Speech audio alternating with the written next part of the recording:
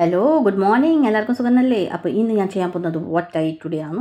അപ്പോൾ രാവിലെ എനിക്ക് ബ്രേക്ക്ഫാസ്റ്റും പറഞ്ഞാൽ രാവിലെ അരച്ച ദോശയും പിന്നെ മീൻ കറിയും. അത് തലപ്പുള്ളുണ്ട് കേട്ടോ. അങ്ങനെ ഞാൻ 2 ദോശയും പിന്നെ തലപ്പുൾ കറി എടുത്തതാണ്.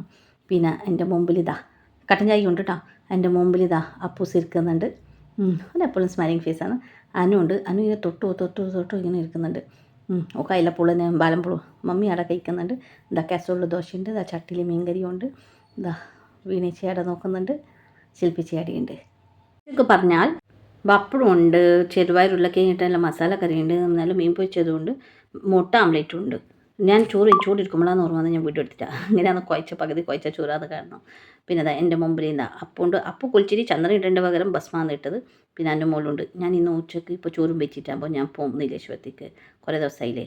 അങ്ങനെ ഞാൻ നീലേശ്വരം വീട്ടിലെത്തി. വൈകുന്നേരം അവിടെ എത്തിയപ്പോൾ ഞാനൊരു ഗ്ലാസ് കാപ്പിയും കുറച്ച് മിക്സറും കഴിച്ചു. ചായ ഇടല്ലേ രാത്രിത്തെ ഫുഡ് ആക്കണം. ഞാൻ വരുമ്പോൾ കൊണ്ടുവന്നിട്ടാ. അപ്പോൾ രാത്രി ഞാൻ ആക്കാൻ പോകുന്നത് നമുക്ക് നോക്കാം. രാത്രി ഞാൻ ചപ്പാത്തിയും 2 ചപ്പാത്തിയും പിന്നെ വെണ്ടക്ക വറവാന്ന് കണ്ടോ 1 2.